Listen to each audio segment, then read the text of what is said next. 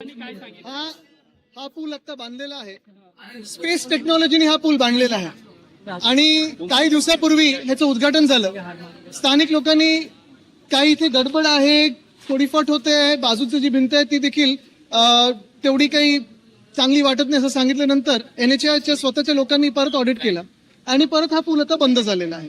हे मुंबई गोवा महामार्गावर आहे, नॅशनल हायवे अथॉरिटीचं काम आहे आणि आपण पाहतोय की ठिकठिकाणी असेच रस्ते अनेक ठिकाणी, काही काही ठिकाणी आपण पाहतोय खड्डे झालेले आहेत. मग असं टनल पाहिलं आपण, त्या टनलमध्ये पाणी आणि आता मासे यायला लागलेले आहेत आणि कुठे अतिशयोक्ती करत नाही, मासे देखील आपल्याला दिसले. आणि आता हा पूल किती दिवसापूर्वी उद्घाटन झाल्याचं 8 दिवसच झालं उद्घाटन, 8 दिवसांनी पूर्ण बंद केलं. ऐकलत? ही हालत आहे मुंबई गोवा महामार्गाची. गेले 10 वर्ष आम्ही ऐकतो की प्रत्येक गणपतीच्या आधी हा आता रस्ता होणार होणार होणार. काही ठराविक मंत्री येतात, पाणी करतात, मग PWD वाले येतात, NHAI वाले येतात, डागडुजी करतात आणि रस्ता हा असाच राहतो. त्याच्या खालचा जर रस्ता पाहिला तर तेवढाच भयानक आहे. आणि ज्या पुलावर आपण आता उभे आहोत तिथे थोडं पलीकडे पालकमंत्री झालेत म्हणून चांगले फटाफट बॅनर लागलेत. बॅनरची क्वालिटी A1, रस्त्याची क्वालिटी स्पेस टेक्नॉलॉजी. या काय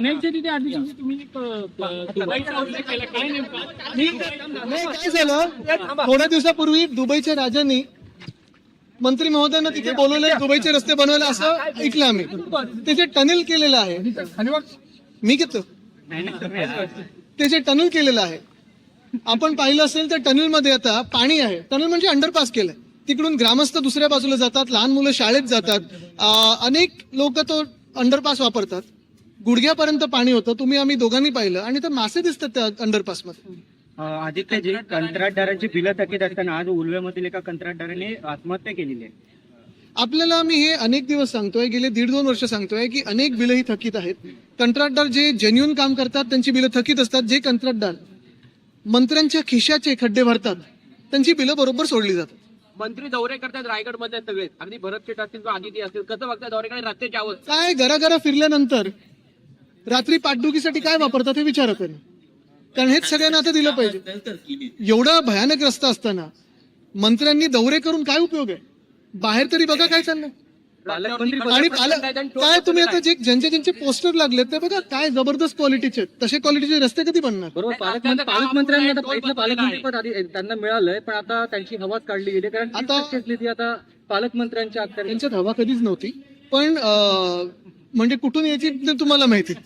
पण महत्वाची गोष्ट ही आहे की आपण पाहिलं असेल जे आता पालकमंत्री पदावर 2-2.25 वर्ष भांडण चालू होतं, त्याच्या आधी 4 वर्ष म्हणजे 2 वर्ष भांडण चालू होतं.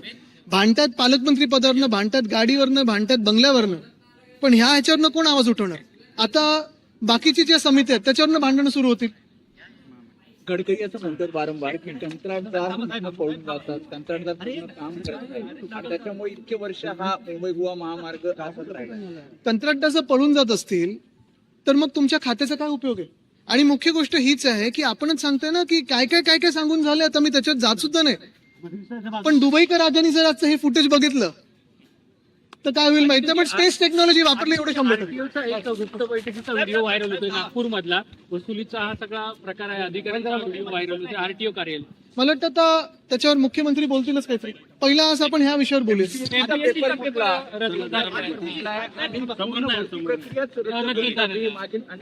दुर्दैवाने ही गोष्ट ही सत्य आहे की नीटचा जो पेपर फुटला त्याचा केंद्रबिंदू हा महाराष्ट्र होता.